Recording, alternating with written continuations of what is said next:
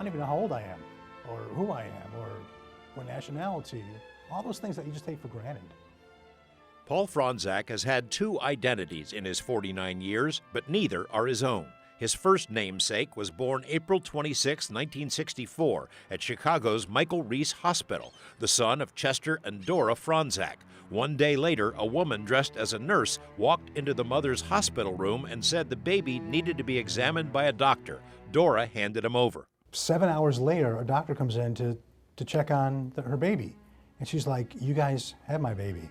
And he's like, "No, we don't." A frantic, desperate manhunt was launched by police. Witnesses say the middle-aged woman had walked out the back of the hospital, hopped into a cab, and drove away with the baby.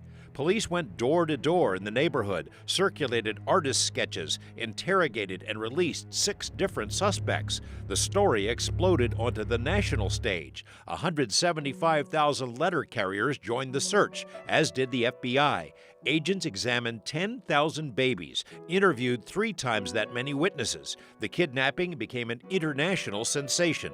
The heartbroken Fronczaks were hounded by media. It was huge. My parents have letters from the Pope, letters from people from all over the country. It was a huge case. And my parents got really frustrated because they'd have reporters hanging outside their windows, climbing to telephone poles, taking pictures of them when they were at church, just following them all over the place. Phony kidnappers tried to extort money from the Fronczaks and were arrested, but the baby was never found. 2.5 years later, a boy in a stroller was abandoned outside a store in Newark, New Jersey. Child welfare authorities named him Scott McKinley.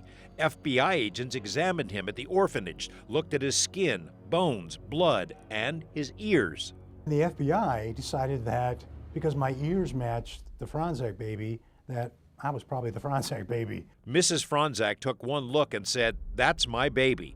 "It's Paul," newspapers declared, though police admitted they still had doubts. The Fronczaks adopted Scott McKinley, renamed him, and returned him to a loving family in Chicago. The boy in those home movies was happy and healthy. Paul says he had no idea about the kidnapping until years later when he found a box of newspaper clippings. Even then, his parents didn't tell him much. As he grew older, though, he began to suspect he didn't quite belong. He was different, didn't look like his Polish-Croatian parents, but was never able to get any solid answers from them until just recently. I'll tell you that when she was born in the hospital, I didn't let her leave my side once. For most of his life, he's been Paul Joseph Fronczak, but now, living in Henderson with wife Michelle and daughter Emma, the need to know for sure has grown more imperative. You know, she knows my side of the family, but we don't know anything about his parents and health issues or anything like that, so.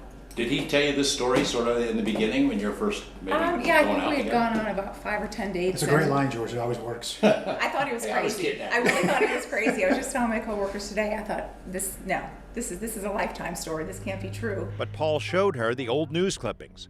Last year, while his parents were visiting from Chicago, Paul decided to do something. He bought a DNA kit at a drugstore.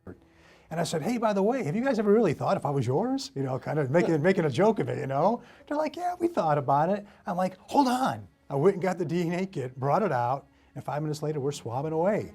A week later, a DNA technician told him the stunning news. There's no remote possibility that you are the Fronczak baby. And I was like, wow.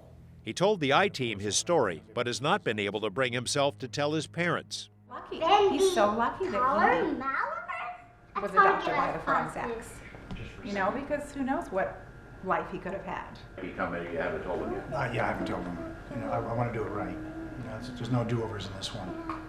Like I said, as a mother, I think it's going to be very difficult. Very difficult. My heart goes out to them. Yes. But it's important to him. And it's important for our family. And the whole thing is, it's just, you know, it's not just about them anymore, just about me. It's about, is their real son still alive? Is he out there? Hopefully this story can help us find out.